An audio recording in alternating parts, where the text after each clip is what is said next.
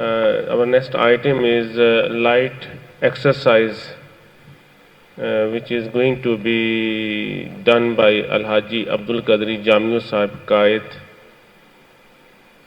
Seht Jismani 2.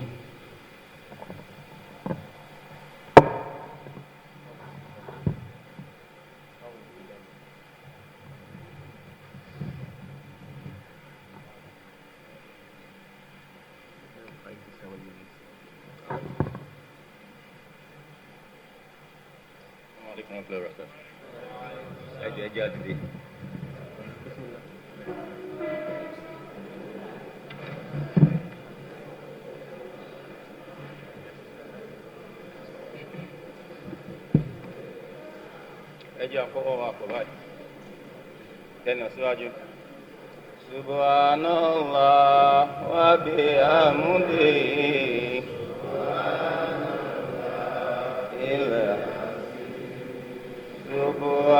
Subhanallah wa bihamdihi. Oh yeah, you are by. Subhanallah wa bihamdihi.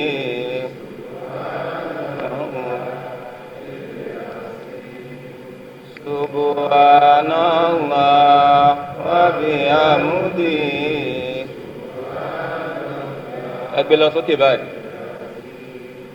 La ilaha illallah al-mulku li'akul mubin Muhammadur Rasulullah sadiqul wa'dil amin Subhanallah bihamdihi. Ẹ jẹ́ lọ sẹ́gbẹ̀ẹ́ báyìí. Subhanallah wa bihamdihi.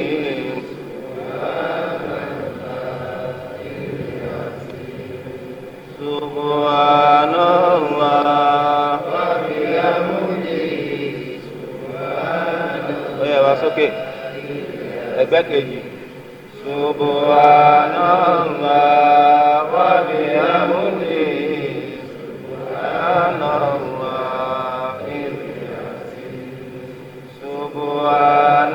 Subhanallah wa bihamdihi. Subhanallah. Ẹ má sókè. Ó yẹ jẹ́ lọ sẹ́yìn díẹ̀ báyìí. Subhanallah wa bihamdihi. Ẹ náwó yín yẹn dáadáa. Subhanallah.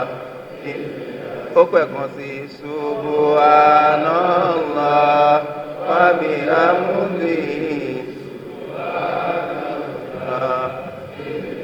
Ó yẹ di wéṣì yín mi. Ẹ di wéṣì yín mi báyìí. Ó yẹ jẹ́ ayé. Àwa níjọ Ahmadiyya ọmọlẹ́yìn Muhammad tó ń gbẹ̀sìn Islam. Ẹ̀rọ lẹ̀ dáadáa o.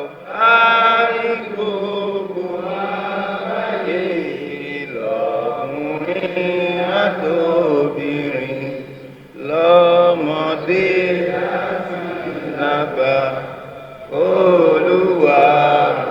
Ó yẹ ẹ dá padà bá. La ilaha illallah. La ilaha illallah. La ilaha illallah. Muhammadur Rasulullah. Ẹ náà ẹ sókè báyìí. Ẹgbólúwa tóbi. Ẹgbólúwa tóbi. Ọba tí olórogún. Olórogún kò lẹ́gbẹ̀rà. Kò bímọ ẹnìkan òbí. Ó yá báyìí. Mímọ́ fọlọ́run Allah.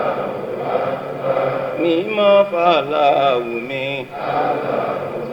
Ó yẹ rólẹ̀.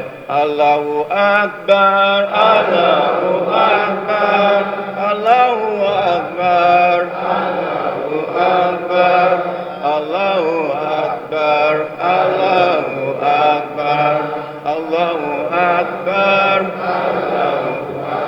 kálá ṣe ẹ di waste imú nǹkan tí wọ́n ṣàlàyé fún wa nínú health talk myocardial infarction so òun ni exercise yìí ká máa rí pé à ń ṣe dáadáa ìyẹn ni mímí sínú mímí síta so a máa mí sínú sìn tí máa ti ní in ẹ máa fà sínú ẹ má fi ẹnu mí rárá imú nìkan ní kátẹ́gùn yẹn gbà jáde in out in out in out in out in out a máa ṣe mí yẹn fún 10 seconds a máa mí sínú a máa ka 10 tí máa ti ní out ẹ máa force ẹ jáde in 1 2 3 4 5 6 7 8 9 10 out ó kọ ẹ̀kan sí in 1 2 3 4 5 6 7 8 9 10 out in 1 2 3 4 5 6 7 8 9 10 out ẹ jẹ́ àrí pé a máa ṣe exercise yìí dáadáa èyí tá a máa fi ká ẹsẹ̀ ńlẹ̀ tí máa ti ní 1 ẹ máa fi orí kọ 1 títí dé 10 ẹ máa fi orí kọ 1 títí dé 10 ṣá ti ready now 1 2 3 4 5 6 7 8 9 1 and 0 10 assalamu alaikum warahmatullahi wabarakatuh Jazakallah, Ahsan Jaza.